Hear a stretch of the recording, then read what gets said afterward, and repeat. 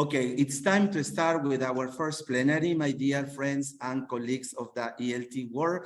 Let me introduce our first plenary speaker. Randall Davis has worked in the TESOL arena for the past 35 years as a teacher, material developer, and teacher trainer, specializing in educational technology, language assessment, and soft skills development. He has been an invited speaker to many diverse places, including Saudi Arabia, China, Peru, Japan, Mexico, Thailand, and throughout the United States. He's also the creator of the very well-known, famous, and popular website, Randall's ESL Cyber Listening Lab. And he currently teaches at the English Language Institute at the University of Utah. In his free time, Randall enjoys trail running in the mountains, gardening, and learning each day from his mistakes. Randall's ESL Cyber Listening Lab. And also he has a guest speaker who is Emily White. Emily White earned a TESOL MA.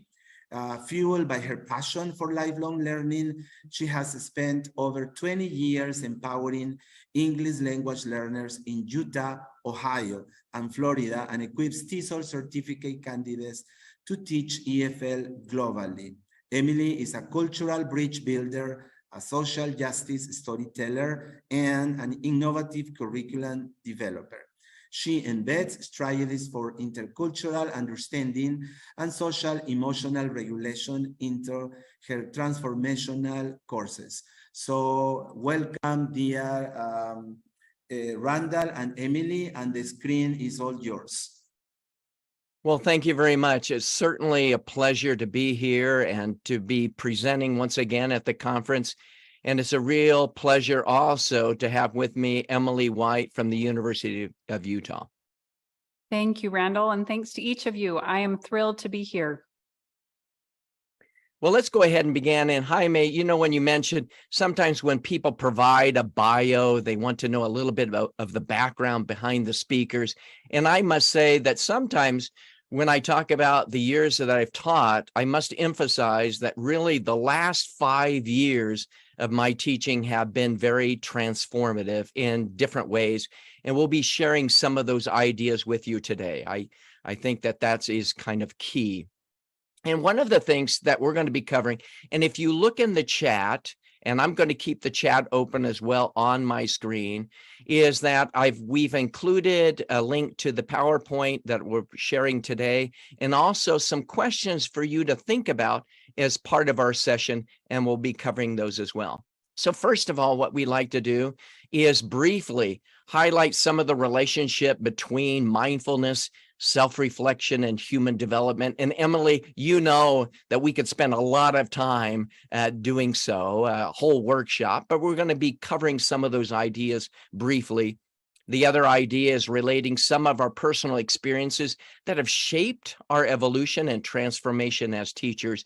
Because let me mention, Emily, you and I were talking about this as well. Sometimes when we speak about years of experience, those teachers that have just entered the profession sometimes have so much to share versus people like us that have been in the profession for many years. And I certainly want to share experiences that have changed us. And then the other thing we're going to be talking about is suggesting some simple methods of creating a self-reflective learning environment, not only for teachers, but also for students. And Emily will be sharing more dealing with students, and I will be talking about elements that relate to teachers, but all of those ideas could be woven together as well. So one of the things that I also want to mention is, and Jaime, you know, last year in my presentation, I highlighted this point, but I think this point is so key because sometimes in a traditional training model, you sometimes invite a speaker from overseas, or that is someone that is unfamiliar to the context. They parachute in, give a rallying pep talk to those that are in the trenches, and then are quickly airlifted out. And those that are in the trenches are wondering and feel disappointed because the information that was provided is not related at all to their context. So we always want to be careful, and Emily and I have talked about this, that as we present our ideas today, we realize that some of the things that we share might need to be adapted, might be relevant, and might not be. And so we keep that in mind, that you are the ones that are in the trenches, that you understand the situations with your students and fellow teachers the most. So some questions that we would like to ask, and keep in mind that you feel free to share those in the chat. Emily, if you notice some answers from what appears in the chat, let us know. Number one, how has your teaching evolved and how you have adapted, especially during the pandemic and since it, in terms of your instructional practices, assessment techniques, the use of technology, and so forth. Question number two deals with, how do you regularly reflect on your teaching practices to identify areas of growth? And the last question deals with, can you describe a specific instance where your self-reflection led you to significant change? And ideally, it would be great if we were meeting face-to-face. This could turn into a workshop where we could share over a couple of hours some of these questions. But I want you to be thinking about those questions. And as Emily and I share, feel free to use the chat feature to share your ideas as well. So the first idea is, why self-reflection? Why would we want to do that anyway? And one of the things that I've enjoyed over the years and living in Utah is trail running. I'm very slow, but I enjoy getting out into the mountains and experiencing running trail marathons and longer events. But just like if you participate in some type of running event, if teaching is your marathon, and again, maybe a metaphor to life as well, then self-reflection should be your water break. In other words, your aid station where you stop and refuel. So you wouldn't participate in a marathon without taking a sip. So why teach without checking in and thinking about how to reflect on your own teaching? With that in mind, some of the things that we do, at least in the first maybe 25 years of my teaching, I focused a lot on hard skills. In other words, the skills of classroom management, maybe lesson planning, of how to use different technologies, language assessment. And these are all job-related competencies. But one of the things that you want to keep in mind that I just have discovered over the more recent years is the whole area of soft skill training. In other words, to become an effective teacher, sometimes you need interpersonal skills of compassion, of communication, of resilience. And Emily, you're going to be talking about that today, and teamwork. And with this in mind, as you begin to think about these skills, what is mindfulness? Now, we're not going to take a deep dive into this area, but one of the things, if I think of it from a very simplistic way, is it's about paying attention to what is going on in your own mind, the feelings, the emotions that you have, and being so aware of what is going outside. But all of this is done in real time. And why are these things important? The ability to be mindful is that really the skill of being mindful is really the gateway to all of the other skills of empathy and compassion, healthy communication, and teamwork. And as we think about those, I also think, what are the roadblocks developing mindfulness that could help us in self-reflection and help us in our teaching? And the reality is, I don't know if you've ever heard this, you never listen to my feelings. And you might respond, well, of course I listen to your feelings. And we don't fully realize in our own minds of what is happening that inhibits our ability to develop better and deeper human connections. So what we'd like to do today is I'd like to share some ideas about developing mindfulness, which again could take, a whole session, a whole conference to talk about, but we're going to be talking briefly about some of those points. And then Emily and I are going to be talking about activities to activate mindfulness. I'm going to be talking about ideas for teachers, and Emily is going to then weave in ideas for students. But again, as I already mentioned, these ideas will cross-pollinate each other. In other words, The things that I share about teachers could certainly apply to students and vice versa. So let's go ahead and get into a couple of main ideas. And the first idea of why we struggle so much to self-reflect and being mindful is sometimes we don't realize of how wrong we are about so many things and not even know it. In other words, we're so unaware of how unaware we are. I believe, Jaime, I shared this from last year, but I think this is very relevant. In a study on inattentional blindness, two scholars at Harvard University over 20 years ago did a study in which they had two groups, one group in white shirts and another group in black shirts. And they asked the participants in the study who were watching this video to count how many times the team in white shirts passed the basketball. But it's interesting, after the study was done, and unbeknownst to over 50% of those that watched the video, that there was a woman dressed up in a gorilla suit that entered the screen, pounded her chest, and then left the screen and was in the screen for about 9 seconds. But only 50% actually captured and saw the gorilla. And I've replicated this in my own classroom. Now, those of you that are watching this are probably saying, I definitely would see a gorilla that came into the screen. But what they realized in the study is that sometimes our focus is on one particular thing, and we sometimes miss out on everything that is happening around us. With this idea in mind is sometimes, as I mentioned and alluded to, we're so unaware of how unaware we are about what is happening. And to illustrate, there's something called wrongology. And a number of years ago, I was in Saudi Arabia and I was giving a presentation on all of the benefits of using technology in the classroom, like, internet searches and so forth. And then someone in the audience raised their hand and said politely, Randall, these ideas are nice, but could you come back in the next millennium? In other words, I was introducing an idea that was not really possible in many classrooms because of the limits of technology at that particular time. And again, wrongology of being so wrong. 2 years later, having thought that I learned from this experience, I was in China giving workshops to 120 public school teachers, and I talked about different teaching methodologies, learning styles, student-centered classroom.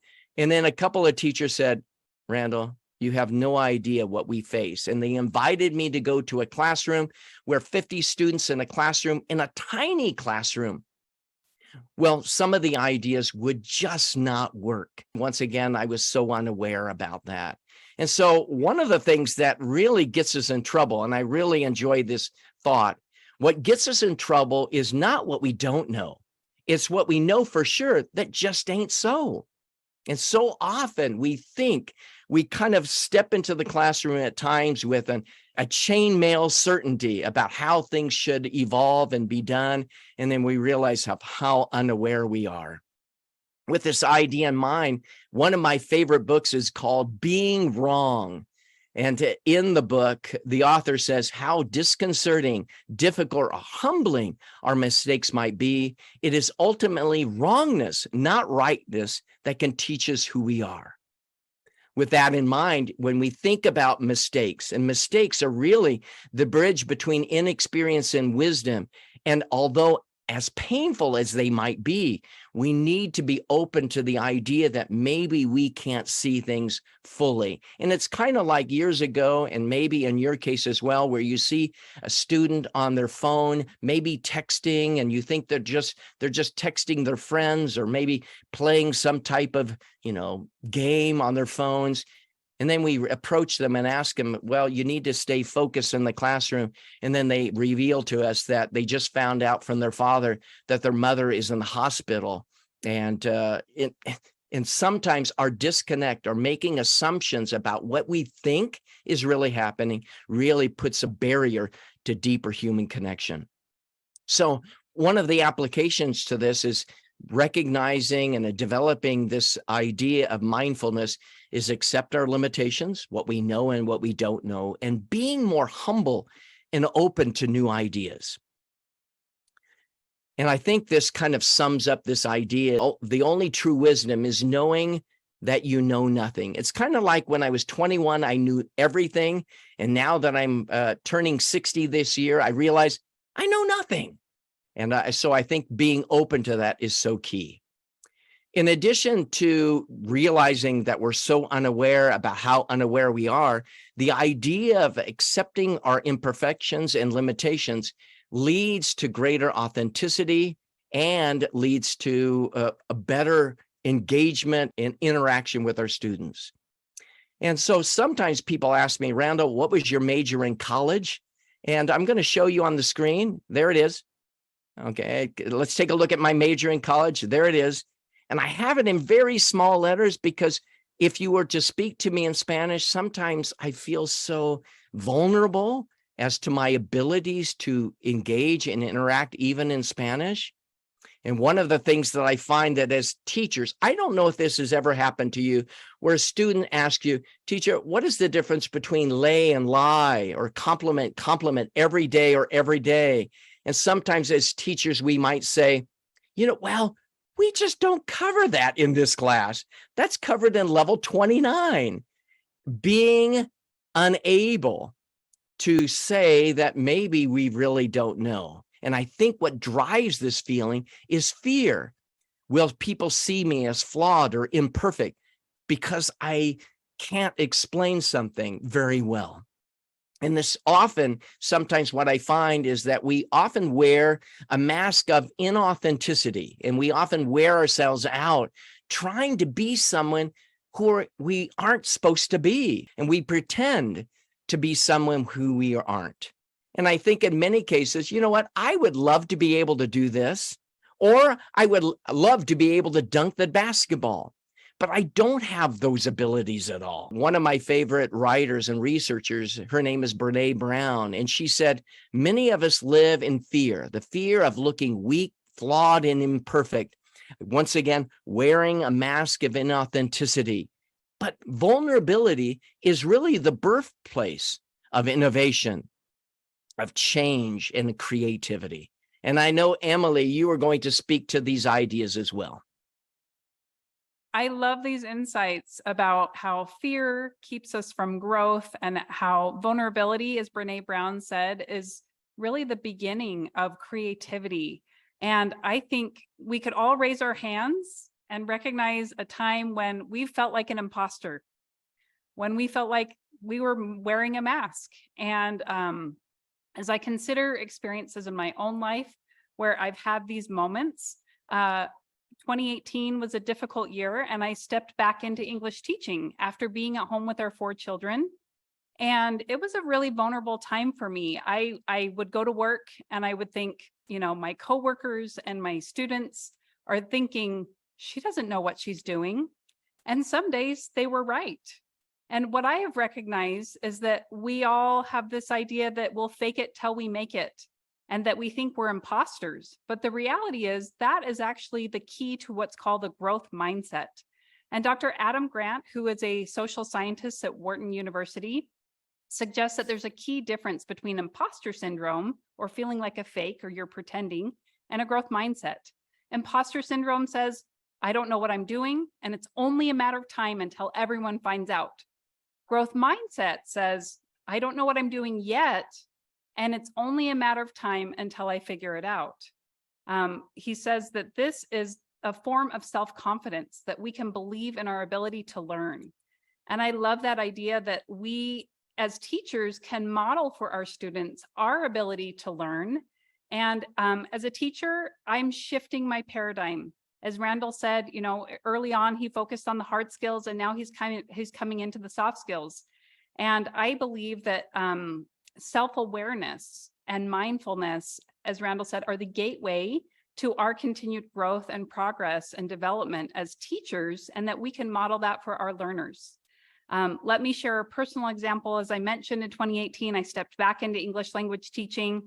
And over time, through my mistakes, I learned, and I grew in confidence and capability and creativity. And I discovered that some of my parenting soft skills actually helped me in the classroom, that I was able to adapt quickly and ask questions and learn from students. And I remember a very specific day where I moved from an imposter to a learner. I had a bright student who was from the DR Congo. She spoke 4 languages and she was incredibly articulate. And one day she described herself as a polyglot. And I paused and I thought, I don't think that's a word in English. And I said to her, can you define polyglot? And she looked at me in shock that her experienced, credentialed English teacher didn't know the word polyglot. I was kind of embarrassed. And I decided that rather than pretending that this wasn't an English word, that I would lean in with curiosity. And so I said, well, can you use it in a sentence? Can you explain it to me? And she was kind of frustrated that she was having to teach her teacher what the word polyglot meant. So finally, we did what every good learner does. We Googled it. And when we Googled it, we discovered that polyglot actually has French origins, and her first language was French. And so polyglot was probably a very common word that she used in her first language. And it was not a word that I had heard in English. And so I offered her a more common synonym in American English. I suggested that when she was talking to people in American English, defining herself as multilingual would maybe make more sense to people she was speaking to at that point. And a few years later, I had a laugh because I was reading an article, and in the article, it used the word polyglot. So I took a screenshot of the article and the reference to polyglot. I sent it to this learner, and she responded with this text. That's awesome. Thank you for being my teacher. Yeah, knowledge of several languages is an insight, and it boosts our brains to think quickly. If a brain is able to shift language automatically, it can understand many things quickly as well. That's why people who speak more than one language, they should be proud of themselves, despite the accent. And I responded, that's a great insight. Language learning increases our mental agility. That benefits all aspects of our learning. And as language teachers, I want you to think about, how does your ability to teach and learn language, how does that expand your mental flexibility? How does that affect all of your learning in every aspect of your life?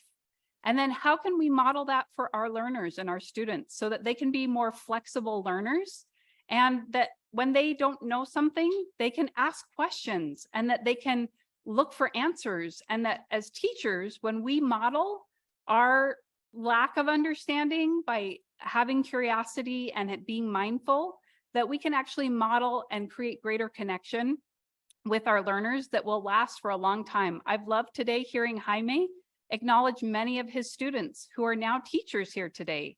That's incredible. That's a credit to Jaime, that's a credit to the institution, and that's also a credit to you as learners who are now lifelong learners and teachers.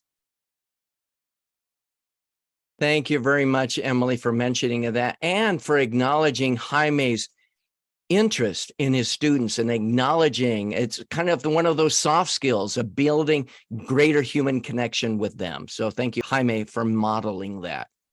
So one of the things that we just mentioned, you, Emily, and myself, that authenticity builds honest human connections with others, a greater trust.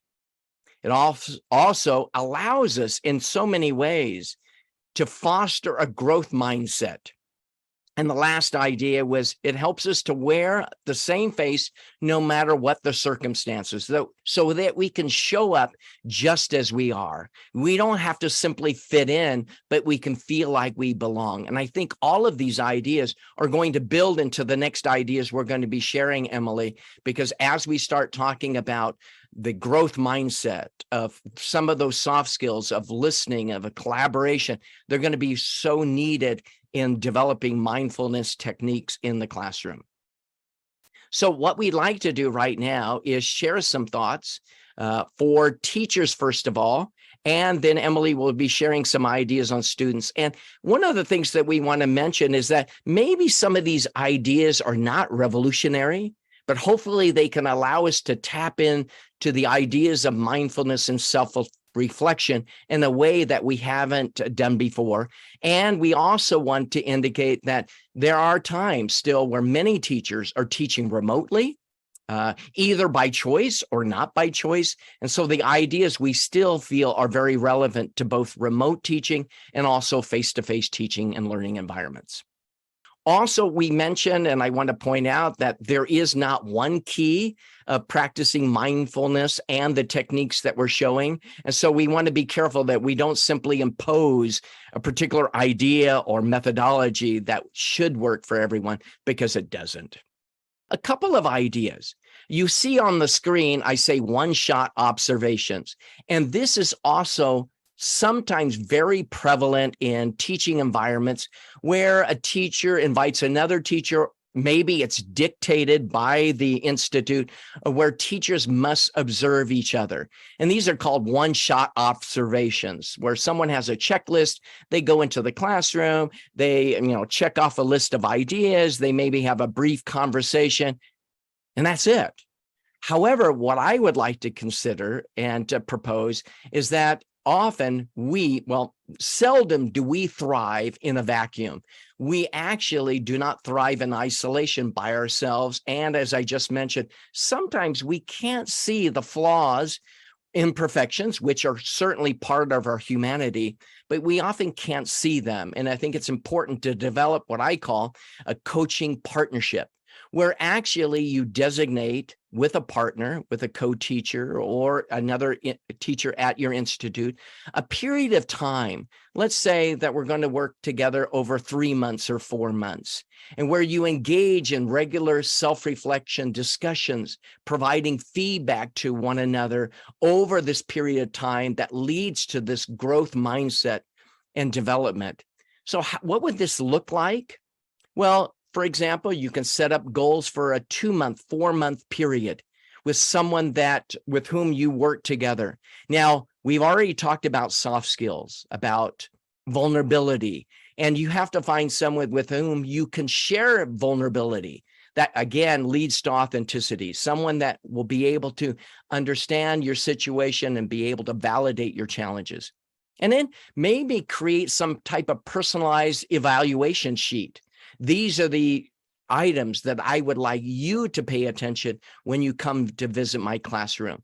And when I say visit the classroom, rather than being a one-shot event, maybe over a 4-month period, 3-month, whatever period that might be, maybe that you're dropping into their classroom once a week, twice a week. And this can work very well in remote learning. I've done this through Zoom as well. So it's not limited to actually face-to-face teaching. And then you observe over time, providing meaningful feedback to each other. Also, maybe take each other's tests and assessments. Sometimes we invite a teacher to come to the classroom and we say, oh, don't come on this day because I'm just giving a test. But maybe that would be an ideal time to actually make that visit. And then, where appropriate, interview some of the students from that other teacher's class and identify things that they enjoy about that teacher, some of the qualities that they bring to the classroom, whether it's dealing with hard skills or soft skills, and then record the class. Now, there's different ways of recording it. You certainly could do audio. You could certainly record through Zoom. But more and more we see teachers are using 360-degree cameras, where they have a camera that sits in the middle of the classroom and captures the entire view, the panorama of what is going on to the classroom. And that's certainly an option as well. So rather than that one-shot observation, maybe creating an environment where you're doing a coaching partnership over time. And as you do so, providing accountability, maybe take reflective walks where you go out and walk and talk and share your experiences, share those practices, which an example I did yesterday with another teacher, where we were actually in our office, but we were talking about all of the multiplicity of uses of ChatGPT for developing content and materials. And then if you actually go out and walk and talk, this really provides an opportunity through movement, through talking and sharing, a more stimulating, in many cases, learning opportunity.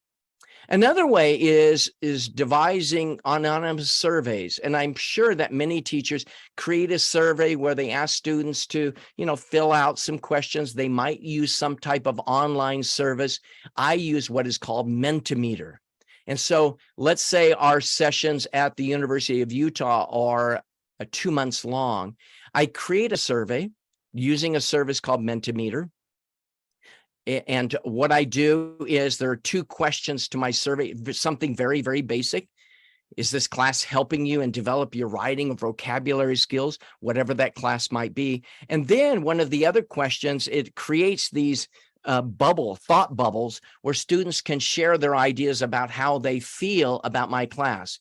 But once again, you don't want to end with this type of activity like this.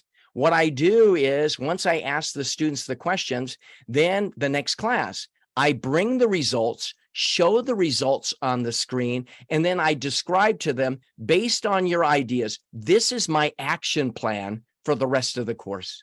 In other words, they feel that their comments are meaningful, that I validate their concerns, and I will make a plan of action based on what they've shared. Another idea Randall, might be... May I offer an observation about your Mentimeter? Absolutely. So this is a new tool that I recently discovered at a conference, and I implemented it in my classroom. And I love Randall's approach to not only collecting the feedback, but then having a conversation with the students about what you plan to do and validating students' ideas and thoughts. And I think that creates a really collaborative environment as teachers and learners, that we are all focused on the same goal, which is improvement and language acquisition. And this extra step of saying, here's my plan and here's what I'm going to do in response to your feedback really primes the pump. It really motivates students to continue engaging and learning, not only in the classroom, but outside the classroom. As they leave our classes, they continue to look for opportunities for learning and growth and improvement.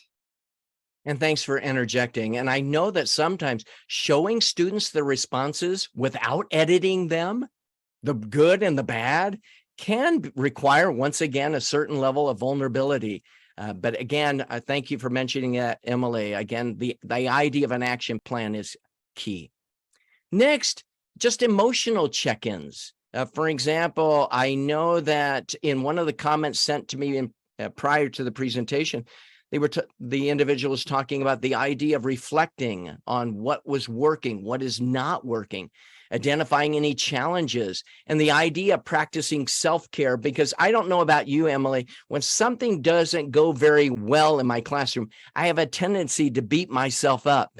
I can't sleep at night because I'm ruminating about what went wrong and what I could have done and should have done and so forth. But it certainly can be useful. And I try also to be careful of that unwanted roommate in my brain who's telling me that I'm not enough. And so, yes, it's important to reflect on what we're doing, but to also practice self-care. One of the comments that came in actually deals with this idea about usually debriefing myself after teaching and asking what went right, what should I keep for the next time, what worked and what didn't work, and what will I change. Sometimes that can be really hard because, as I mentioned, I think it's a useful tool as long as we don't beat ourselves up for what didn't go well. So those are some of the ideas that I wanted to share about coaching partnerships, about being mindful and walking and talking with other teachers as we go through the process of administering anonymous surveys and taking action based on what we see. And what I want to do, Emily, I want to turn the time over to you to kind of explore these ideas and thoughts dealing with students and what we can do in the classroom. Thank you, Randall. I want to acknowledge that this presentation today has grown out of this type of partnership. That this collaboration that we created over the last few months started with conversations around the office between classes where Randall would say, hey, how did class go today? What went well?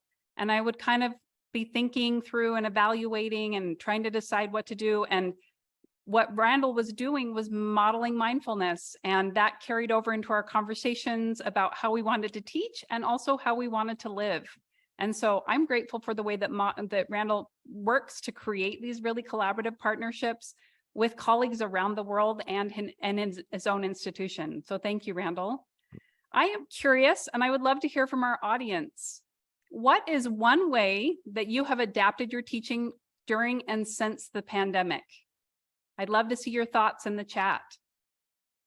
It's been an interesting couple of years, and I think we've all learned to adapt, both in our lives and also in our teaching. Looking for the chat. I'd love to hear. I'll go ahead and monitor that. Excellent. No problem. So as something comes as you're in. sharing your thoughts in the chat about one practice or one way that you've adapted your teaching, I want to share something that has revolutionized my teaching.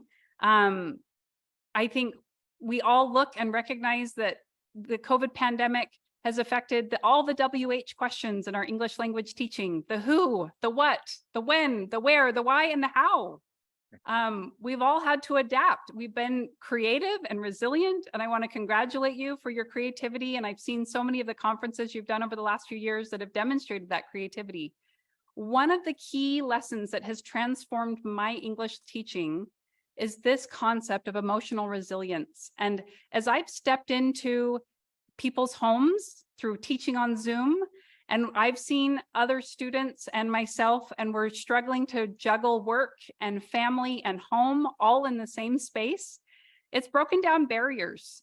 I think some of that breaking has been good, because as teachers, we have become learners. And as learners, they have become teachers. I know many times, even today when I was trying to unmute, everyone rallies and we help each other with screen sharing and technical difficulties. And the vulnerability is there because we're all on the screen trying to learn how to teach in a new way and be resilient and adaptive. And one of the keys that I have discovered in my last few years is that when we feel well, we learn well. And that may not seem like rocket science, but it is elevating my mindfulness and my empathy as a teacher, because I recognize I'm not just teaching students, I'm teaching humans. And that has altered the way that I look at myself and my students, because I recognize that we all need not only emotional strength and stability, but physical stamina to keep learning. I want to offer a couple of insights that have helped me to teach learners as whole students. So as I think about how we've changed as individuals through the pandemic, one practice that energizes me is hiking. I love movement. I love being outside. It gives me a fresh look at the world around me, and I feel energized to be able to do all the things that I normally do. And during the pandemic, my family and we had maybe fewer restrictions here in Utah than some of you did globally, and I acknowledge that we've all been in different circumstances. One of the ways that we managed and coped was hiking, and we are surrounded by mountains. So this was a great way for our family to get out, to be physically and mentally and emotionally grounded by hiking. We even hiked the Grand Canyon, which was an incredible experience. And one day when I was hiking, I stumbled across this incredible dragonfly. And I love to take photos, so I captured this amazing image of this beautiful butterfly, and I looked at its intricate wings, and I looked at its patterned body. And then I was fascinated by its eyes. And I actually went home and I studied dragonflies. And I discovered that dragonflies have two eyes with thousands of lenses. In fact, they almost have a 360 view, a panoramic vision. And Randall mentioned this earlier, that in observing yourself, there are cameras where you can have an observation of you in the classroom and your students and the interaction, and that can give you a wider view of how you're teaching and be kind of a way to observe yourself and create more mindfulness. And I love the idea of this dragonfly having a panoramic vision and us developing this type of vision. In fact, one of my favorite parts of hiking is when I get to the top of the mountain, I'm at the peak and I can look out and I can see the entire vista before me. And it just gives me this incredible feeling of awe and wonder that then allows me to re-enter my life with more creativity and more vision. And so the question is today, what practice could we give our students that would help them to develop this 360 vision? And I want to offer one practice. It requires no technology. It requires no preparation. and it requires no materials. So when you hear all three of those things, that's like the golden ticket for English teachers, right? No prep, no materials, and no technology. So this is a practice you could use online with your students or in the classroom. And if you are in the classroom with students, the best way that I love to do this activity is to go outside for 5 to 10 minutes. This is a mindfulness activity that I'd like to do with you for 30 seconds. So what I'd like you to do is just take a deep breath. And then I want you to look around with your 5 senses and identify something that I see, I smell, I touch, I taste, and I hear. I know it's early, so this is a way to wake up your 5 senses to be more aware and alert and mindful today. Thinking about those things, this is something that we can use in our classrooms to reduce fatigue. Studies have shown that when students take brain breaks and they take eye breaks and they go outside, it actually increases their cognitive ability to focus and it reduces fatigue. And those are really vital things to help our students develop learning stamina and emotional stamina. This is also a great practice to help self-regulate emotionally. When you're feeling overwhelmed or stressed, or your students are preparing for a test, this can be a great 2 to 3 minute practice that students can use to kind of refresh their thinking and be able to focus for longer periods of time. This is also a dual tool. You can use this tool to teach the 4 skills. And I want to highlight some ways that you may be able to use this in skill building and recognize that you could adapt this in a myriad of ways. Here are just a few ideas that I want to throw out to you. So this is a listening exercise. When you ask listeners to focus for a certain period of time on their senses, that helps them to become more active listeners, that they can become more attuned to regular conversations because they're using all of their senses to develop not only their verbal listening skills, but their nonverbal listening skills, right? We need to teach students how to be aware of all of the nonverbal communication that people are sharing. And this is a great way to develop nonverbal awareness is by using your 5 senses to pay attention and focus. It could also be a thinking activity. This could be a think, pair, share activity where you focus on using adjectives, as I did, to describe the beautiful dragonfly and all of the things about the dragonfly that I described with adjectives. You could do a think, pair, share. And I loved one of the comments that came in about how teachers have adapted think, pair, share to online settings, where they give all the students a moment to think, and then they ask students to reach out and send a private message to a partner. And I think that's a great way to adapt this to an online setting when you're speaking. Yeah, Randall. I may interject. There were a couple of comments that came in, and this Laura mentioned this same idea. She says, I've had to adapt my thinking routines, such as think, pair, share, and others, where collaboration is an essential part of online classes. I've had to figure out new ways for students to consult with each other as I do in face-to-face classes. So thank you, Laura. And then Marco mentions about going back to some of the things that have had to change during the pandemic. He says, adapting to technology and how it can power up your resources, the infinite number of apps and things we can apply in your teaching. We discovered we were not really using what we should have been using. And then Kari mentions about this period was very difficult. Yeah. Also, yes. I totally agree. And I appreciate those comments, Laura and Marco, because I do think we've been able to power up and we can use an incredible amount of tools. And I think being mindful about how we use those tools, still having our objectives in mind, having the outcomes in mind, beginning with the end in mind. Is this just shiny and new, or is this actually going to help students acquire language? And so 2 other ways that you could adapt this mindfulness practice, this 5 senses mindfulness practice. If you're working with novice learners, simple present. I see, I hear, I smell, I taste, I touch with active verbs and first person simple present. And then this could also be a great reflective journaling activity where students go outside, they take a few minutes with their journal, and then they reflect on what they're feeling as they're using their 5 senses. And what I love is that just last week, we had finals at our institution, and I arrived on campus and I saw 4 of my former students, and they were outside doing laps around the building, laughing, talking, and preparing mentally and emotionally for their listening final.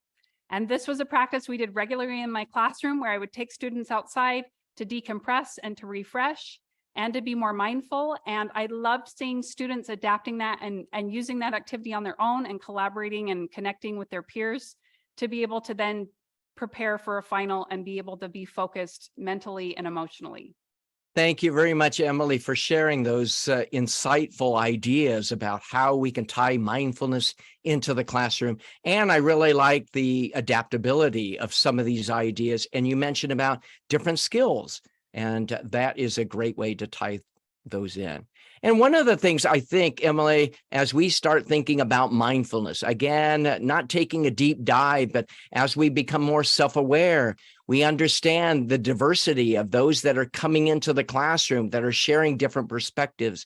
We set aside our egocentric mindset of how things should be. And this leads to, I think, greater empathy, where we are non-judgmental about other teachers and about our students. And then this leads to better teaching. And then the cycle happens again and again. And I would have to say, during my years of teaching, I am thrilled by the idea of being able to transform what I'm doing on a day-to-day basis as well. To wrap up, we want to share a couple of ideas about mindfulness and some of the things that might be some roadblocks to just consider. Number one, keeping in mind that we don't want to overcomplicate the process of what mindfulness means. Certainly, I think we need to be grounded in solid practice, but we don't have to overcomplicate the process and the activities that we do. Number two, sometimes we remain in denial that there is a problem. It's kind of like, well, sometimes we don't like things to be pointed out. And I think going back to the idea of being vulnerable, well, it leads to authenticity. And I know if I have broccoli in my teeth, I would like someone to kindly show me, Randall, you have broccoli in your teeth, and do it in a very compassionate way that helps. And I think the key to all of this is listening. As we develop better listening skills, and we don't listen to simply respond to someone, but we're listening to fully understand what they have to share, because this allows teachers and human beings and students to empty their hearts. So listen to understand, not simply listen to reply. Also, number three talks about trying to learn these concepts alone. It's very difficult to develop mindfulness and better teaching practice by doing things in a vacuum. That's where that collaborative effort happens. And the other thing is that sometimes we forget that the journey is the destination. This journey of transforming who we are, what we do, can be very transformative. And going back to what we mentioned about Brené Brown, is that the idea of vulnerability, of acknowledging our imperfections, is really the gateway to innovation, creativity, and greater change. We want to thank you very much for joining the presentation. We're certainly open to any questions you might have in the chat, but I'm going to turn the time back to Jaime for any closing thoughts and comments. And thank you, Emily, for taking this journey with us today as we learn and transform together. Well, thank you, dear Emily. Thank you, dear Randall. It's been a very enriching and nurturing presentation. We have lots of thoughts and ideas now, and I'm sure people here will make you some questions.